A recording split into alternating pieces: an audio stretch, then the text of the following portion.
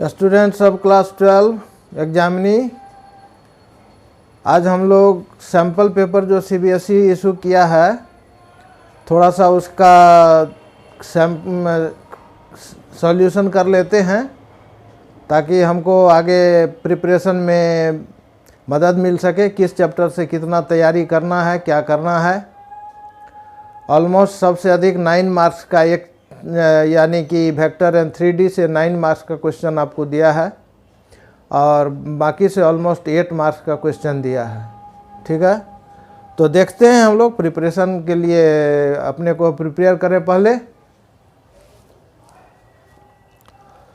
पहला क्वेश्चन है आपका कि 2 नंबर का पहला में और उसमें एक ऑप्शन भी है। तो क्वेश्चन नंबर 1, इंटीग्रेट करना है log x upon 1 plus log x whole square dx। इसको इंटीग्रेट करना है। तो यहाँ पर हम इसको एक लाइन पहले लिख लें, यानी 1 प्लस log, जो डिनोमिनेटर में 1 प्लस log x है तो इसको 1 प्लस log x कर लेते हैं और 1 ऐड कर चुके हैं तो 1 को सब्ट्रैक्ट करना होगा और तब फिर यहाँ पर 1 plus log x whole square. देखिए क्वेश्चन में ये कैलकुलस है, log e के बेस पर यानी नेचुरल log हम लोग पढ़ते हैं, लिख सकते हैं नहीं भी लिख सकते हैं, तो ऑब्वियसली वो log e ही माना जाता है। दूसरा बेस होगा तो वो हमको देना पड़ेगा। ठीक है,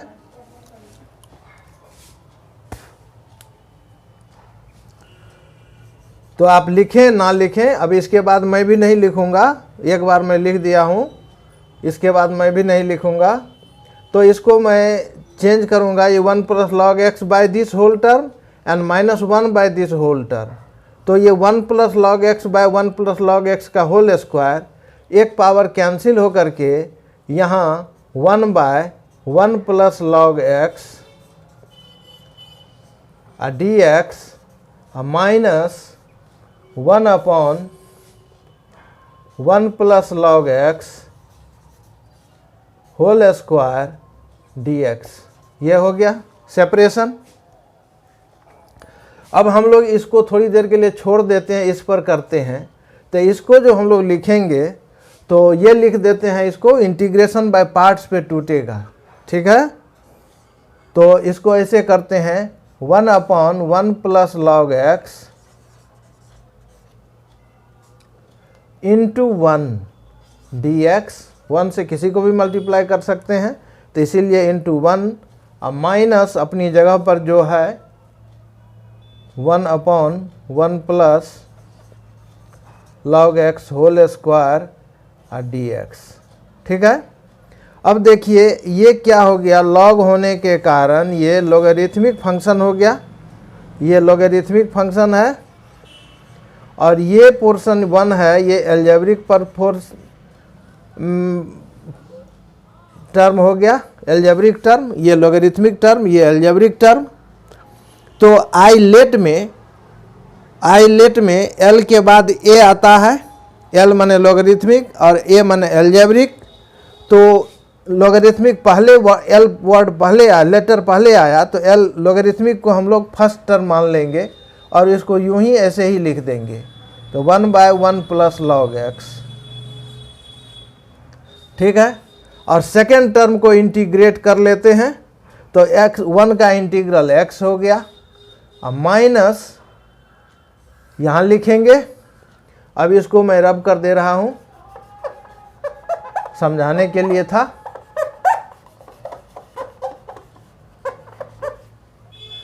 ठीक है, तो अब क्या करना है, यहाँ x into D by d x of second term होगा, यानी 1 बाय 1 प्लस log x। आप ब्रैकेट बंद करते हैं और तब dx है, क्योंकि ये इंटीग्रल साइन है तो यहाँ dx देना होगा। और ये अपनी जगह पर इसको जस्ट फॉलो कर रहे हैं और कुछ नहीं कर रहे हैं। 1 upon 1 plus log x whole square dx। ठीक है, अब जरा हम इसका डिफरेंशियल देख लें, तो ऊपर न्यूमरेटर g1 है, कांस्टेंट टर्म है, तो पहले क्या होता है, यानी u बाय v को जब डिफरेंशिएट करते हैं तो क्या लिखते हैं, v स्क्वायर, और u v into D by d x of u minus u into D by d x of v। ठीक है, ये लिखते हैं। तो इसका मतलब कि इसका जो डिफरेंशियल हम निकालेंगे तो क्या लिखेंगे, 1 बाय 1 प्लस लॉग एक्स, तो v की जगह पर 1 प्लस लॉग एक्स तो लिखेंगे हम, लेकिन d by d x of 1 क्या हो जाएगा, तो 1 का कांस्टेंट है तो 0 हो जाएगा, और माइनस u इंटू, तो u 1 है, और d by d x of 1, ये 1 प्लस लॉग एक्स का डिफरेंशियल, तो 1 प्लस लॉग एक्स का डिफरेंशियल 1 का 0 हो गया, और लॉग एक्स का 1 बाय एक्स हो गया। ठीक है, होल डिवाइडेड बाय जो न्यूमरेटर है, डिनोमिनेटर है उसका होल स्क्वायर। ठीक है, ये हो गया। और ये 1 प्लस लॉग एक्स इंटू 0, तो 0 हो गया, 0 से मल्टीप्लाई है, और यहाँ पर क्या हो गया, ये 0 प्लस 1 बाय एक्स यानी 1 बाय एक्स इंटू 1, तो हमको लिखेंगे यहाँ पर minus 1 by x into 1 plus log x का होल स्क्वायर। ठीक है, तो ये इस टर्म का मतलब हुआ d by d x of 1 by 1 plus log x. ये आपको मैं दिखला दिया, समझ गए होंगे कि कैसे डिफरेंशिएट होता है। तो इसको हम लोग यहाँ लिखते हैं, that is equal to 1 by 1 plus log x into x, या इस एक्स को यहीं पर लिख देते हैं तो एक्स हो गया, minus x into minus 1 by x into 1 plus log x का होल स्क्वायर हो गया। इतने का टर्म का मतलब ये हो गया, एक्स अपनी जगह पर है, और अब डी एक्स भी लगाएंगे, तो ये x और ये x कैंसिल हो गया, अब माइनस अपनी जगह पर है, minus 1 by 1 plus log x whole square dx। ठीक है, तो अब देखिए, तो ये माइनस और ये माइनस मिलके प्लस हो गया, और प्लस होने के बाद ये क्या हो गया,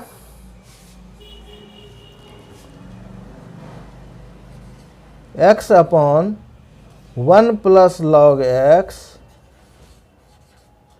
a minus plus integral sign 1 by 1 plus log x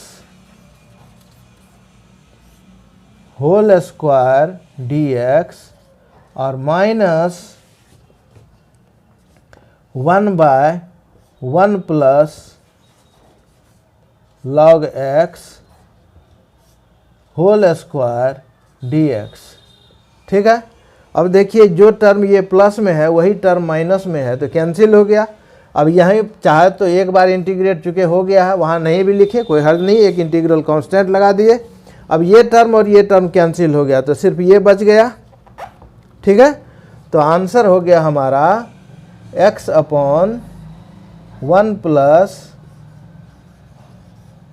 log x plus constant, ये हमारा सॉल्यूशन हुआ। ठीक है, अब हम लोग नेक्स्ट क्वेश्चन पर देखते हैं। ये आपका इस टर्म का ये एक्सप्लेनेशन है। ठीक है, तो ये अलग में लिखा हुआ है, आप परीक्षा में लिखना चाहें लिखें, ना लिखना चाहें ना लिखें, लेकिन चूंकि 2 मार्क्स का क्वेश्चन है इसीलिए आपको नहीं लिखने की आवश्यकता है। तो इसी का और है, उसको हम लोग फिर देखते हैं। अभी तो हम लोग प्रिपरेशन कर रहे हैं, तो सब कुछ देखना होगा, परीक्षा तो दे नहीं रहे हैं।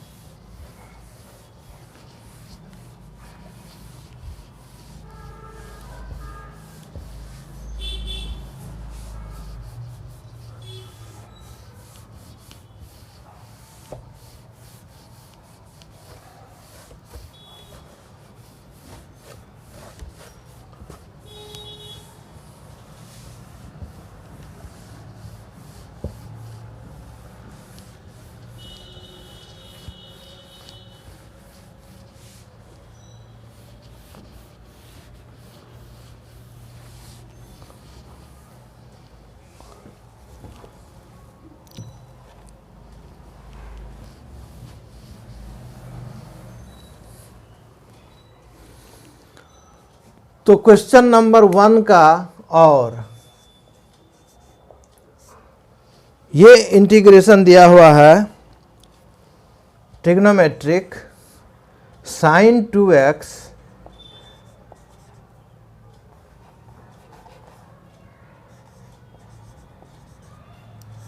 अपॉन रूट अंडर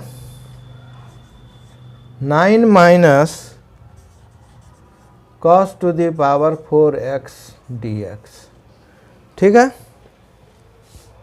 अब आप लोग ये जानते हैं कि cos 2x इक्वल टू कितना होता है। cos 2x इक्वल टू होता है 1 plus cos square x upon 2।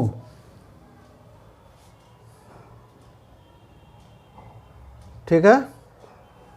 यानी कि इसको अगर देख लीजिए फिर से कि cos 2x को लिखेंगे 2 cos square x minus 1 equal to cos 2x। तो इस 1 को इधर ले जाएंगे तो 2 cos स्क्वायर x हो गया 1 प्लस cos 2x। तो cos स्क्वायर x के बदले में लिखेंगे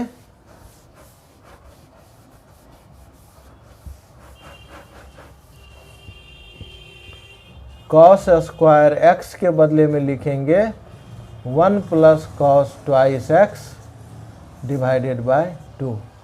cos स्क्वायर x के बदले में लिखेंगे 1 प्लस cos 2x बटा 2। यहाँ cos 4 है। हम इसको क्या करते हैं, लिखते हैं sin 2x by root under 9 minus cos 4 को लिखते हैं cos स्क्वायर x का होल स्क्वायर। कोई दिक्कत तो नहीं है इसमें?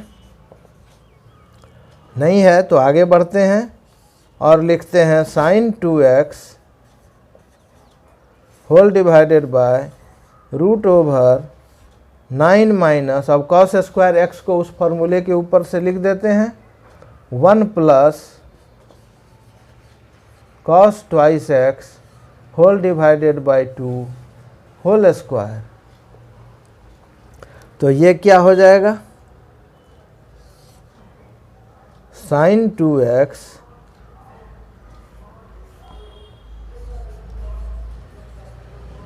Upon root under 9 minus 1 minus twice cos 2x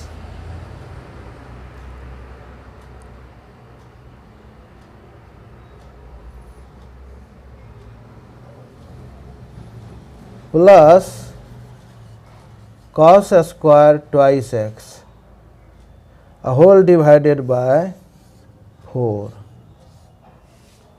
2 का स्क्वायर 4 हो गया। या हम लोग चाहें तो 1 प्लस cos 2x को भी सपोज कर सकते हैं। ठीक है, 1 प्लस cos 2x को भी सपोज कर सकते हैं आसानी से।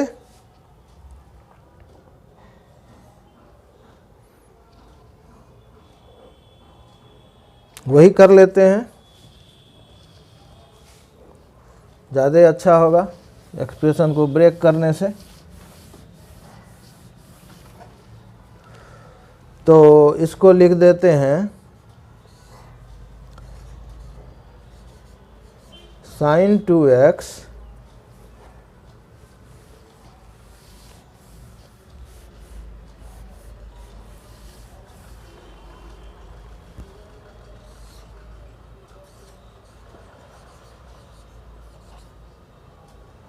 Upon root under 9 minus 1 plus cos 2x whole square whole upon, अब यहाँ पर 4। अब इस 4 से इसका एलसीएम ले लेंगे। इस 4 से इसका एलसीएम ले लेंगे तो 36 हो जाएगा और ये 2 यहाँ बाहर होकर के 1/2 हो जाएगा, जो 2 ऊपर चला जाएगा। ठीक है, तो फिर भी आप देख लीजिए, थोड़ा सा हम सॉल्व भी कर देते हैं। तो sin 2x upon root under 36 minus 1 plus cos twice x whole square whole divided by 4 dx। इसी 4 को, ये रूट के अंदर है, इसी 4 को हम बाहर करेंगे तो ये हो जाएगा integral sine 2x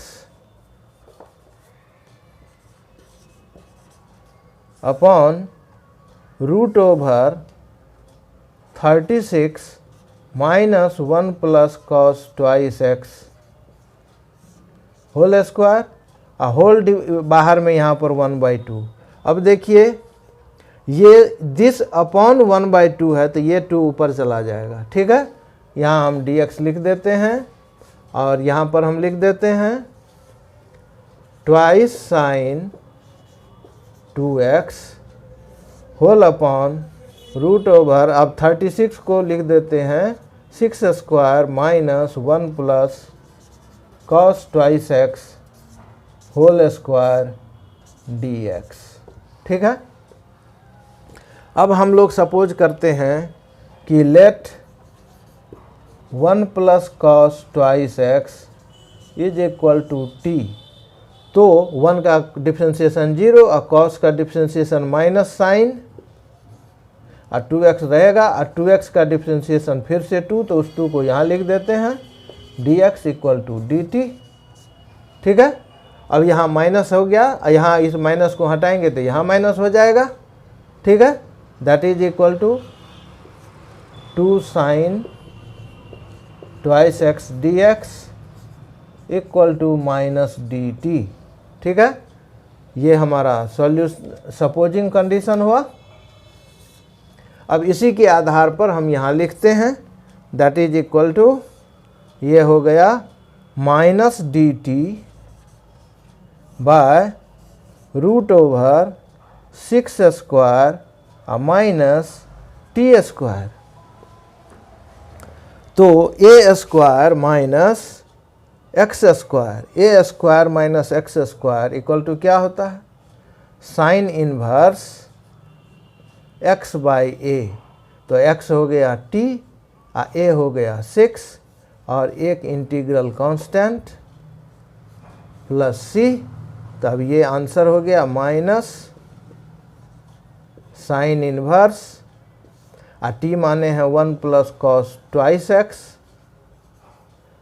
upon 6 plus c, ठीक है। ये आपका सॉल्यूशन हुआ क्वेश्चन नंबर 1 और, ठीक है। इसके बाद क्वेश्चन नंबर 2 है, जो 1 नंबर का क्वेश्चन था 2 में पूछ दिया है, ये आपके लिए सौभाग्य है, लेकिन इसलिए भी है कि चूंकि इसमें एक्सप्रेशन लिखना पड़ेगा और 1 मार्क्स में लिखना नहीं होता है, सिर्फ एक लाइन में आंसर ही देना होता है या एक वर्ड में या एक नंबर में आंसर ही देना होता है, लेकिन इसमें लिखना पड़ेगा, इसीलिए आपको दिया है।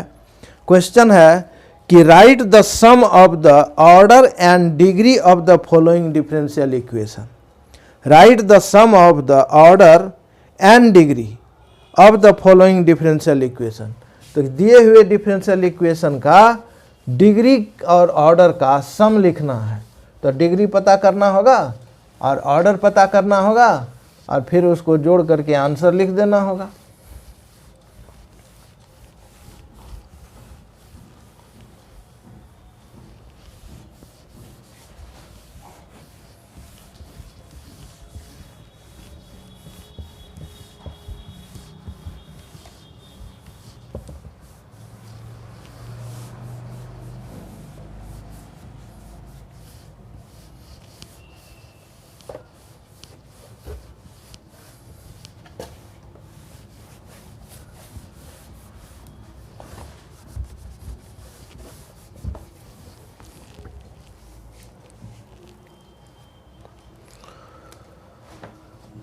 फिर से एक बार मैं क्वेश्चन पढ़ देता हूं। Write the sum of the order and degree of the following differential equation, और डिफरेंशियल इक्वेशन दिया हुआ है dy by dx of dy by dx equal to 5। ठीक है, इसको क्या लिखेंगे, डी बाई डी एक्स, एक तो d by d x of y है एक डिफरेंशियल, और d by d x double differentiation, तो हम ऐसे लिख सकते हैं d two y by d x square is equal to 5। तो इसमें ऑर्डर कितना है, d2 वो लिखा हुआ है, तो ऑर्डर हो गया, order of the differential equation is 2, and degree अगर हम ऐसे घेर दें तो डिग्री तो इस पर कुछ नहीं दिया हुआ है, तो इसका मतलब 1 पावर है, तो इसका मतलब डिग्री हो गया 1, और दोनों का सम हो गया, ऐड कर दीजिए 3, यही आंसर हो गया। ठीक है, sum of the degree and order of the given differential equation, this is the 3 only answer. अब हम लोगों का तीसरा क्वेश्चन है, if unit vector A and unit vector B given, then prove that modulus of A vector plus B vector, then prove that question number 3 given thing is A vector A cap and B cap is the unit vector। तो लाना क्या है, to prove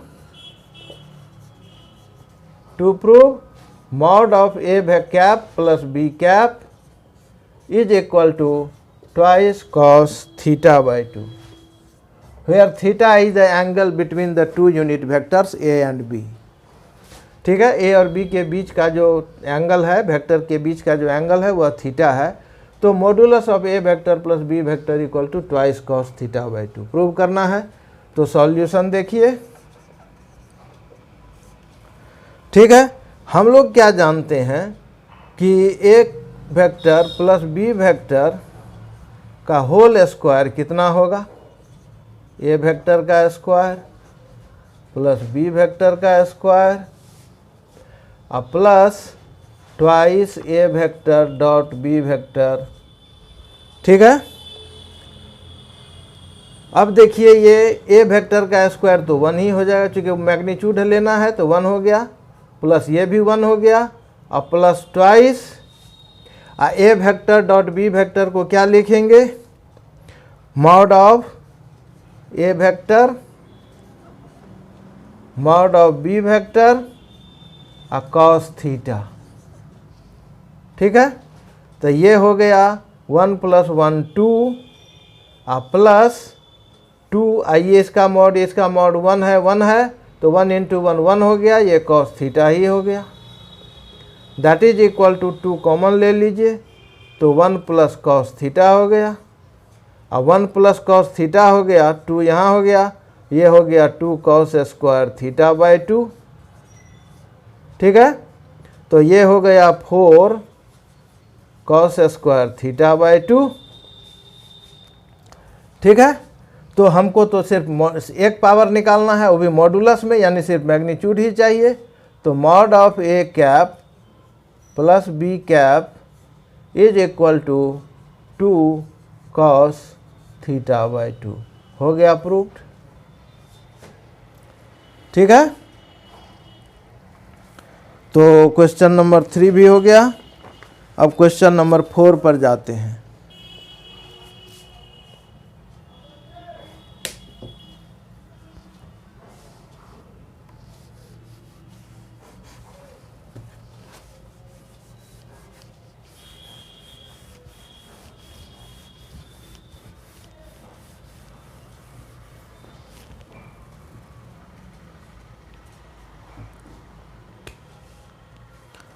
question number 4 में है कि find the differential coefficient direction cosine, find direction cosine of the following line, यानी of the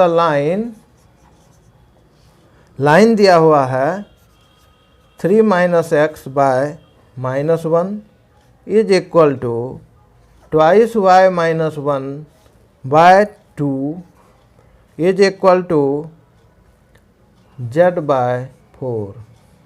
तो इसको हम लोग थोड़ा सा एडजस्ट करें, माइनस कॉमन ले लीजिए, तो x - 3 माइनस कॉमन ले लीजिए by -1 is equal to x और y z का कोफिशिएंट 1 होना चाहिए, तो y - 1/2 और 2 यहाँ कॉमन लेंगे तभी होगा ये, तो यहाँ 2 बाहर कर लीजिए, तो यहाँ 2 है equal to z - 0 divided by 4।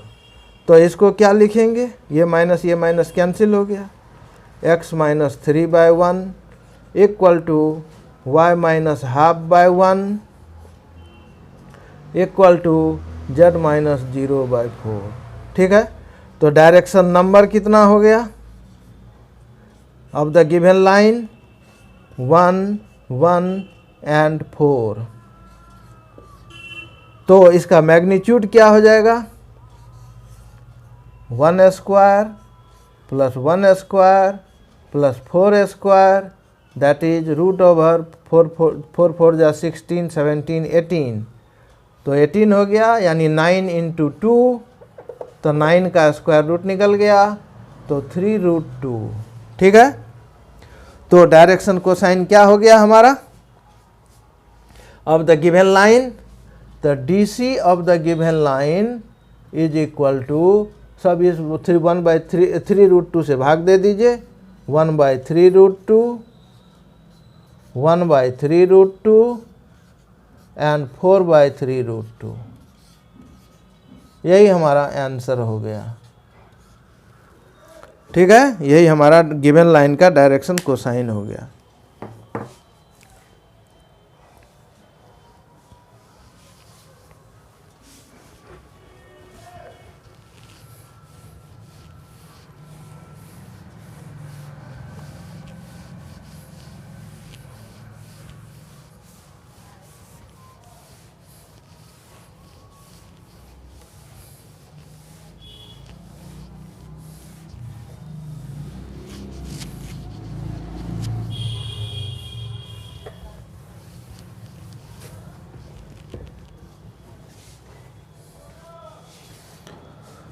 Next question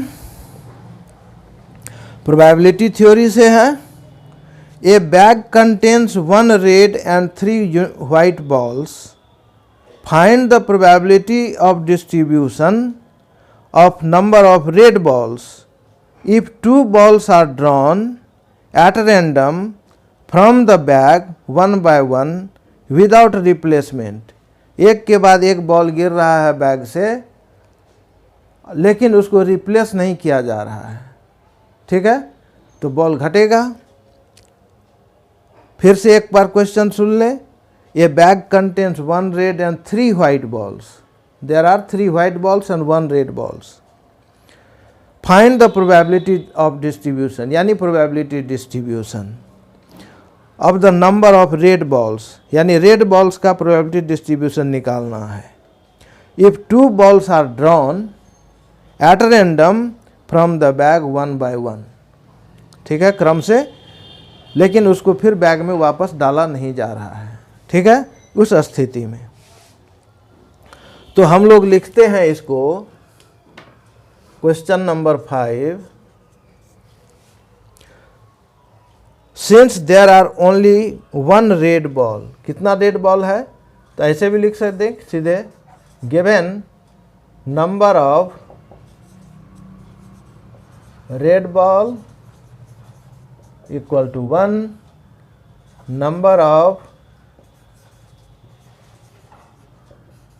white ball equal to 3।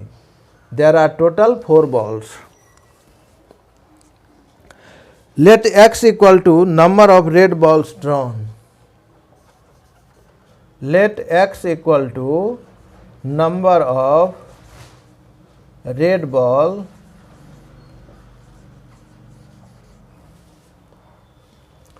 Drawn. ठीक है, तो इस तरह से रेड बॉल, ये हो सकता है कि रेड बॉल के गिरने की बात है, तो हो सकता है कि पहला बॉल जो गिरा वो रेड हो ही नहीं, और दूसरा गिर जाए तो रेड हो, वो भी नहीं हो, तो ये दोनों कंडीशन हो सकता है पहला में। माने पहला बॉल गिरा वह भी रेड नहीं है और दूसरा बॉल गिरा वह भी रेड नहीं है, ये कंडीशन होगा। दूसरा कंडीशन होगा कि पहला बॉल तो रेड गिरा लेकिन दूसरा वाइट गिरा। चूँकि पहली बार में जब रेड गिर गया तो अब तो रेड है भी नहीं उसमें जो रेड गिरेगा, तो दूसरा तो वाइट ही गिरना है। लेकिन फिर भी ले लेते हैं, कंडीशन बनाना पड़ेगा, पहला गिरा रेड दूसरा गिरा वाइट, और प्लस में इसमें ऐड करना होगा कि जब पहला बार रेड गिरा था दूसरे बार वाइट गिरा, अब उसके बाद प्लस में पहला बार वाइट गिरा लेकिन दूसरे बार रेड गिर गया। ठीक है, तो कंडीशन हो गया, so we can get 0 red ball और 1 रेड बॉल। यानी दो कंडीशन हुआ, या तो 0 कोई भी रेड बॉल नहीं गिरे या फिर 1 रेड बॉल गिरे, यानी दो ही कंडीशन हुआ, दूसरा से तीसरा कंडीशन नहीं हुआ। ठीक है, so we can get we can get 0 red ball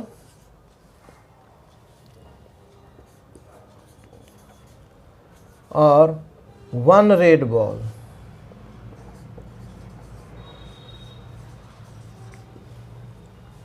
ठीक है, therefore value of x can be 0 and 1। x का वैल्यू क्या सब हो सकता है, कोई भी बॉल नहीं गिरा रेड तो 0 रेड बॉल, एक बॉल ही है, एक बॉल गिरा रेड तो एक हो सकता है, दो ही कंडीशन होगा, दूसरा नहीं होगा। अब हमको प्रोबेबिलिटी निकालना है, यानी फाइंडिंग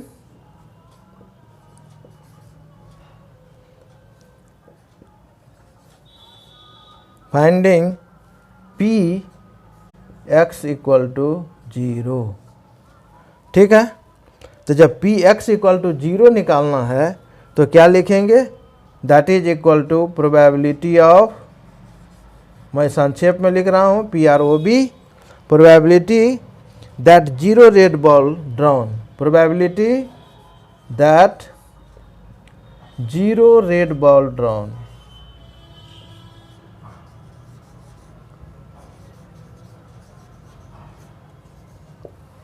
ठीक है, इक्वल टू, इसका मतलब यह हो गया कि दोनों बार वाइट, दो बॉल तो गिरना ही न है, तो पहले बार में भी वाइट बॉल गिरा, दूसरे बार में भी वाइट बॉल गिरा। ठीक है, तो दोनों का प्रोबेबिलिटी अलग अलग निकालना होगा, क्योंकि बॉल को रिप्लेस नहीं किया जा रहा है, यानी फिर से बैग में नहीं डाला जा रहा है। तो that is equal to probability of, probability that first ball drawn is white, first ball drawn is white into probability that second ball drawn is white।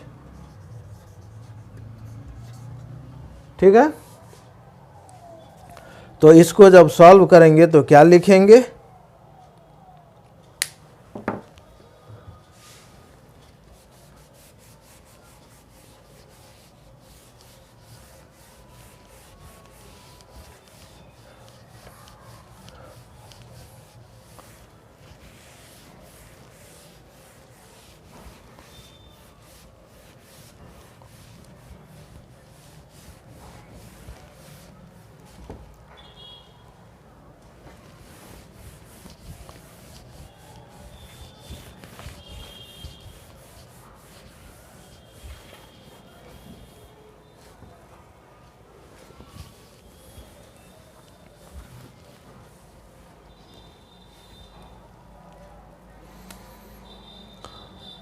पहला रेड बॉल गिरने का, वाइट बॉल गिरने का, तो 3 ही बॉल है और total 4 है, तो 3/4। एक बॉल जब गिर गया तब बॉल की संख्या टोटल हो गई 3 और वाइट बॉल हो गया 2, तो 2/3, 3 cancel, that is equal to 1/2, 2 2 जा 4, तो ये 1/2 हो गया। अब हमको निकालना है finding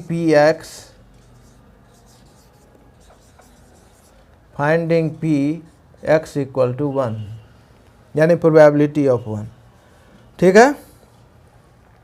that is equal to probability that first ball drawn is red, that first ball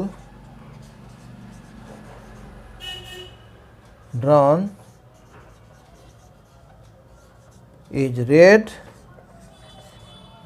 into second ball drawn is white into second ball drawn is white, ठीक है, plus probability of that first ball is white, first ball drawn is white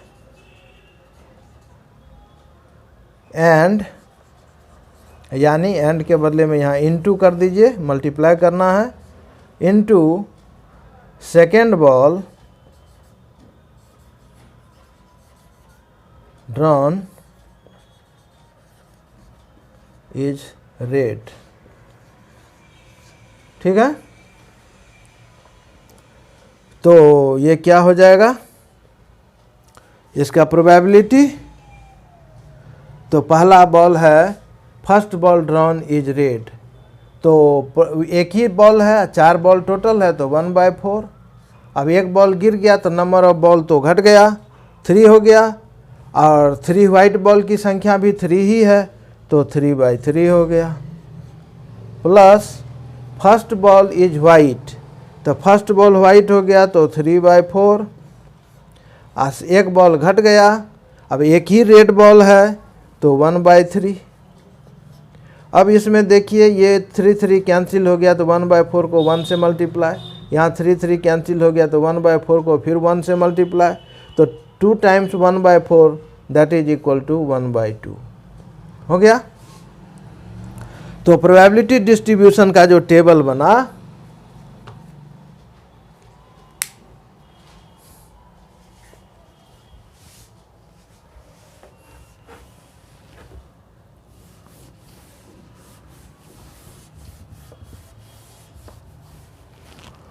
probability distribution का जो table बना वो इस तरह बना।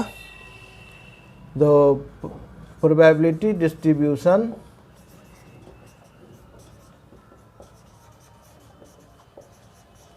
Table, ठीक है, यहाँ लिख दीजिए x equal to 0 1,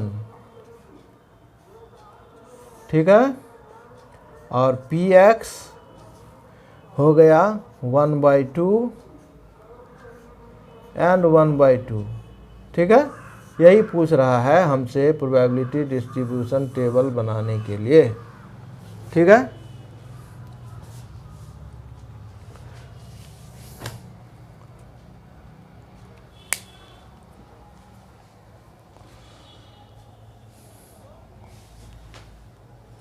question number 6, ये भी प्रोबेबिलिटी से है। 2 cards are drawn at random from a pack of 52 cards 1 by 1 without replacement, इसमें भी रिप्लेसमेंट नहीं हो रहा है। What is the probability of getting first card red and second card jack. अब आप जानते हैं कि red card, total card number of cards deck में कितना होता है 52, दो कलर का कार्ड होता है, रेड एंड ब्लैक। 52 को डिवाइड करेंगे दो पार्ट में तो 26 यानी 26 रेड 26 ब्लैक। 26 रेड में भी दो होता है, एक हार्ट एक डायमंड, और ब्लैक में स्पेड एंड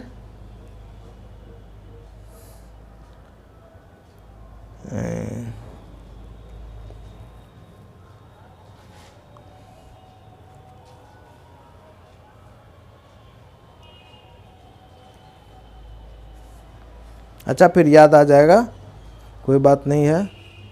तो हम निकालते हैं। सब में जैक होता है, चारों कलर में जैक होता है, तो एक तरह से टोटल कलर में 4 जैक हो गया, टोटल 4 जैक हो गया, जिसमें 2 रेड जैक है 2 ब्लैक जैक है।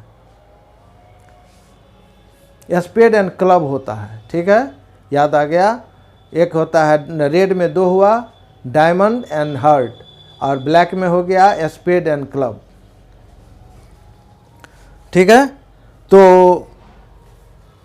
चारों में यानी स्पेड में भी एक जैक होता है, क्लब में भी एक जैक होता है, डायमंड में भी एक जैक होता है, और हार्ट में भी एक जैक होता है, तो 4 जैक हो गया। और यहाँ कंडीशन दिया हुआ है कि फर्स्ट कार्ड रेड होना चाहिए और सेकेंड कार्ड जैक होना चाहिए, ठीक है। कि प्रोबेबिलिटी कितनी है।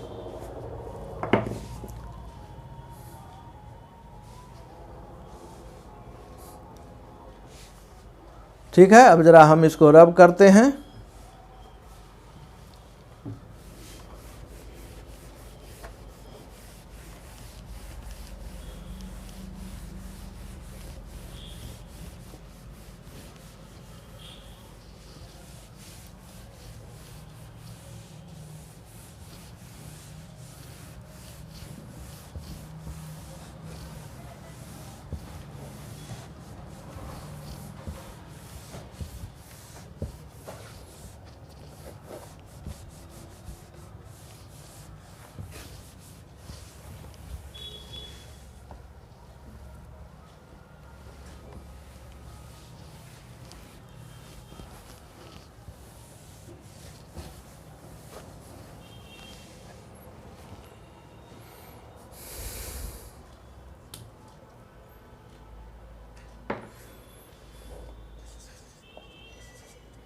Question number 6, probability of getting first card red and second card jack, यही निकालना है। Solution, getting probability of getting first card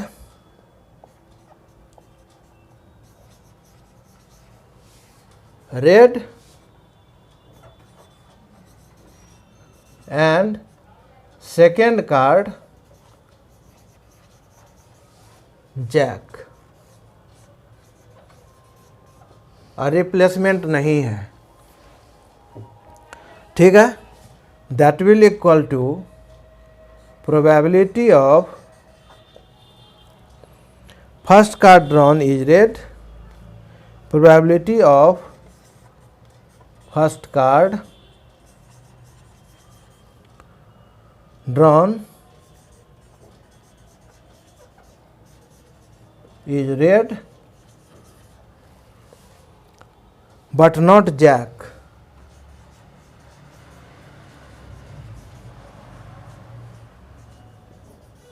red तो गिरे लेकिन जैक नहीं गिरे, ठीक है।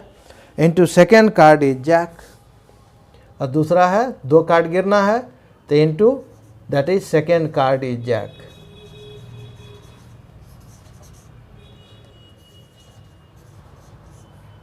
ठीक है।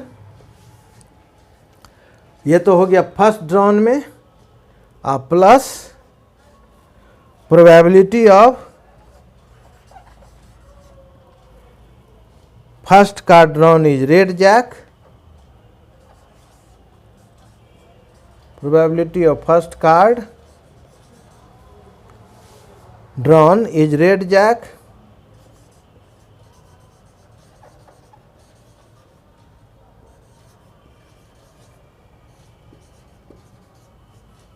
is red jack into probability of second card into probability of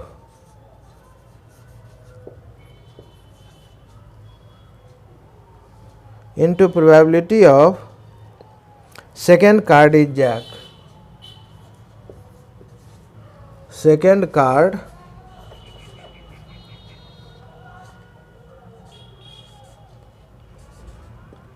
is jack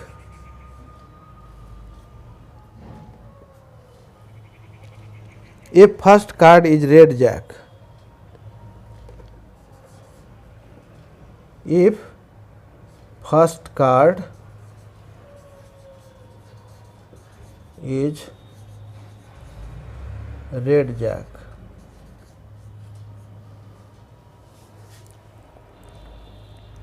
ठीक है, तो कितना होगा? First card drawn is red, तो रेड गिरने के कितने होंगे? तो रेड में 2 जैक है, रेड बट नॉट जैक लिखा हुआ है, ये जैक नहीं होना चाहिए। रेड तो होना चाहिए लेकिन जैक नहीं होना चाहिए। तो रेड में 26 कार्ड है और दोनों डायमंड और हार्ट दोनों में एक एक जैक है, तो दोनों जैक को हटाना होगा। तो कितना हो गया? 24 बाय 52 कार्ड्स, प्रोबेबिलिटी यही हुआ। Into second card is jack, तो जैक कितना है? 4 जैक है, तो 4 बाय 51, ठीक है।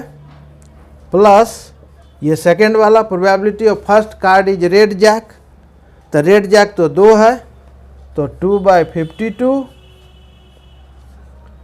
इनटू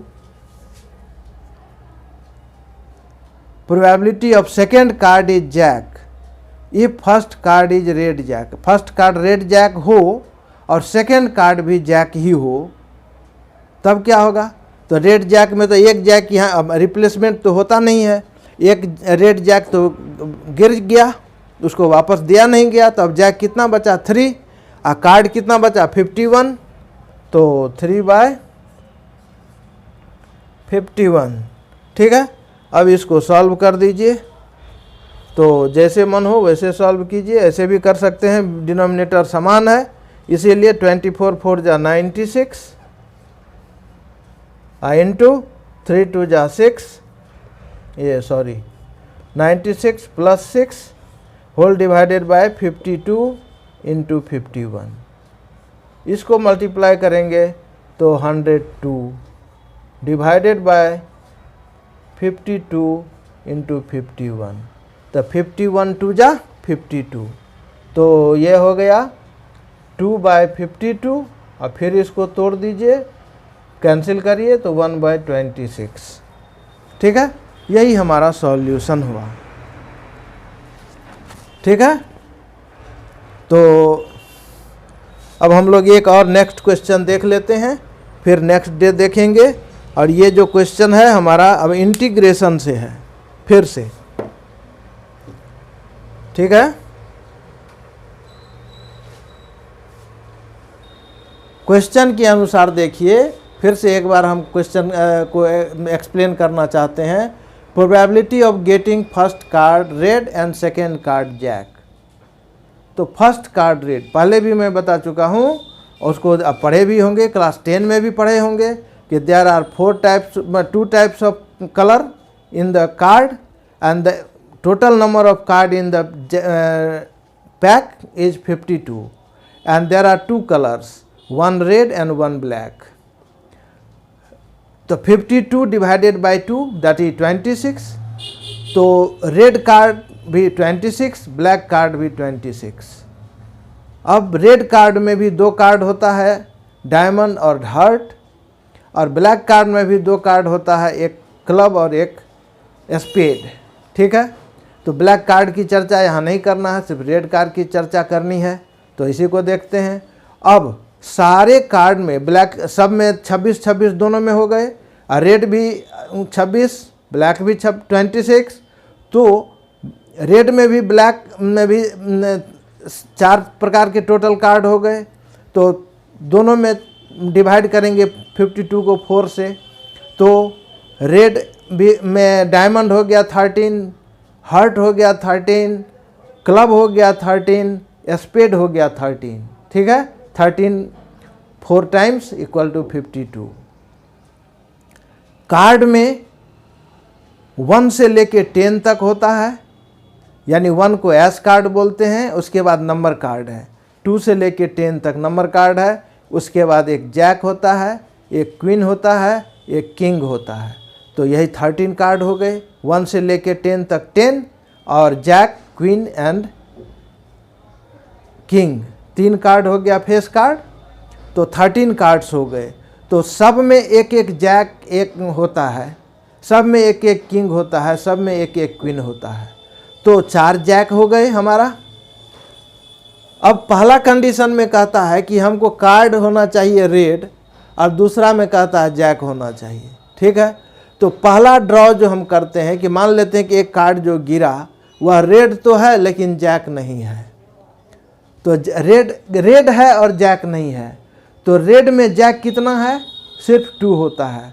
तो रेड का जैक नहीं है, तो इसका मतलब रिमेनिंग 24 कार्ड से एक कार्ड ड्रॉ हुआ है।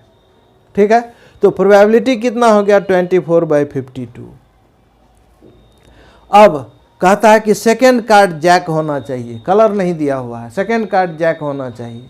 ठीक है, तो जैक कितना है? 4 है, लेकिन एक कार्ड जो गिर गया उसको रिप्लेस नहीं किया गया है, तो नंबर ऑफ कार्ड्स एक घट गया, तो 51 हो गया। ठीक है, अब सेकेंड कंडीशन है कि first card drawn is red jack. पहले ही बार में रेड जैक गिर गया, तो जैक कितना, रेड जैक कितना है? 2 है, एक डायमंड का एक हार्ट का, तो 2/52। अब कहता है कि the second card is jack but not red. Second card jack ही है लेकिन रेड नहीं है। तो कितना जैक बचा? 3 बचा। 3 में से कोई एक ड्रॉ होगा, तो 3/51 हो गया। ठीक है, तो इस तरह से इसको सॉल्व कर देंगे। ऐसे भी आप कैंसिलेशन कर सकते हैं, कैंसिलेशन करने में कोई दिक्कत नहीं है, लेकिन हमको लग रहा था कि इजी होगा, इसीलिए हमने इस तरह से इसको सॉल्व कर दिया। कैंसिलेशन आसानी से हो गया। ठीक है, तो हम नेक्स्ट क्वेश्चन 7 देखते हैं।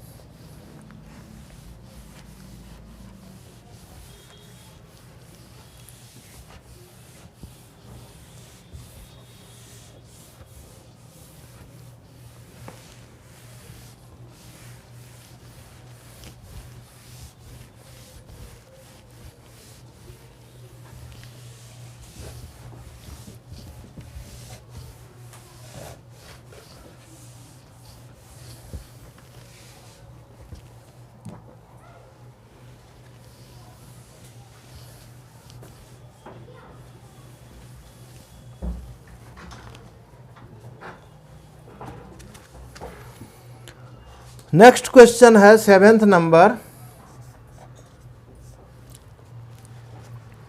ये कह रहा है इंटीग्रेट करने x+1 divided by x² + 1 × x। ठीक है, तो हम इसको 2 भाग में डिवाइड कर लेते हैं। यहाँ dx लिखते हैं, 2 भाग में डिवाइड कर लेते हैं, यानी x/दिस होल एंड 1/दिस होल। तो x/x × x² + 1 dx plus 1/x/x² + 1 dx। अब इसमें ये x कैंसिल हो गया, तो ये हो गया ओनली dx/x² + 1, और 1 को हम लोग स्क्वायर भी लिख सकते हैं, प्लस ये हो गया 1/x × x² + 1 dx।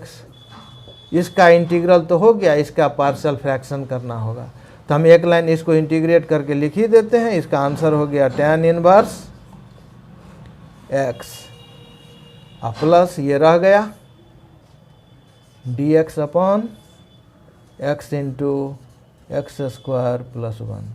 इसको पार्शियल फ्रैक्शन पर ब्रेक करेंगे, तो देखते हैं पार्शियल फ्रैक्शन पर कैसे ब्रेक करते हैं।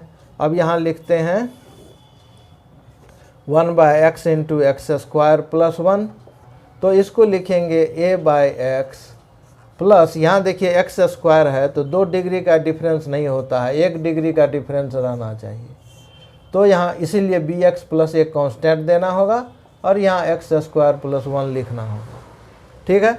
अब अगर हम इसको एलसीएम लेंगे तो 1 इक्वल टू डिनोमिनेटर, तो दोनों का एलसीएम लेंगे तो समान हो जाएगा, इसीलिए इसको सीधा लिखते हैं 1 equal to a into x square plus 1 plus x into bx plus c। ठीक है।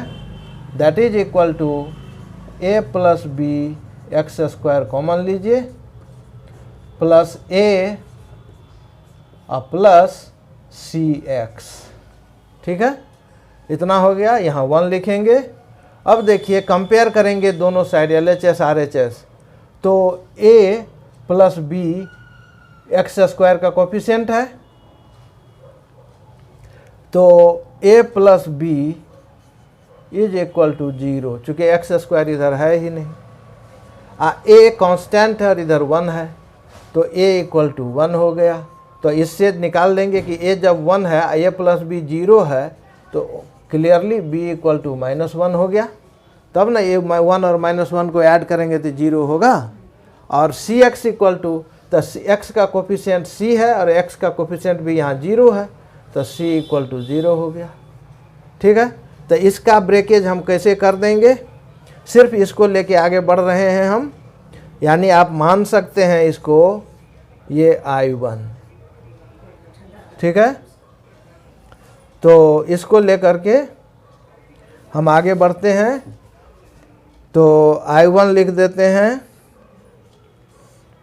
ये हो गया हमारा a/x, यानी a का वैल्यू 1 हो गया, तो 1/x dx प्लस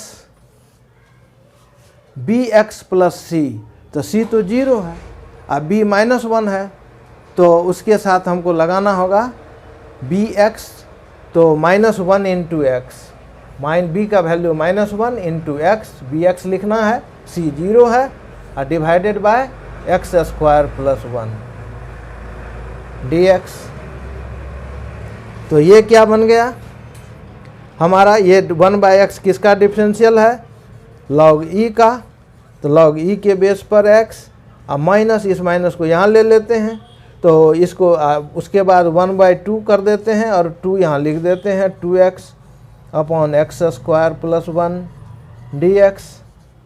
अब देखिए ये हो गया log e के बेस पर x माइनस हाफ, अब इसका डिफरेंशियल यहाँ प्रेजेंट है, तो log e के बेस पर एक्स स्क्वायर प्लस 1, इसको भी मॉड में लिखिए। x का वैल्यू हमेशा पॉजिटिव होना चाहिए, पॉजिटिव होना चाहिए, और यहाँ तो पॉजिटिव होगा, फिर भी हम लोग मॉड लगा देते हैं, पॉजिटिव है फिर भी पॉजिटिव कर दिए।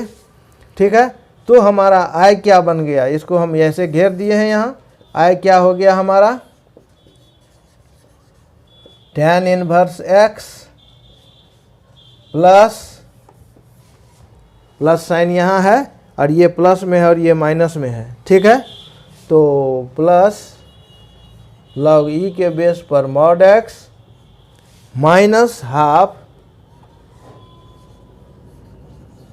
log e के बेस पर mod of x square plus 1, और इंटीग्रल कांस्टेंट आप कुछ भी लगा सकते हैं, तो प्लस c। ये हो गया। तो 7 क्वेश्चंस का हम लोग आज आंसर किए, फिर दूसरे वीडियो में हम लोग देखेंगे नेक्स्ट ऑल 7 क्वेश्चंस।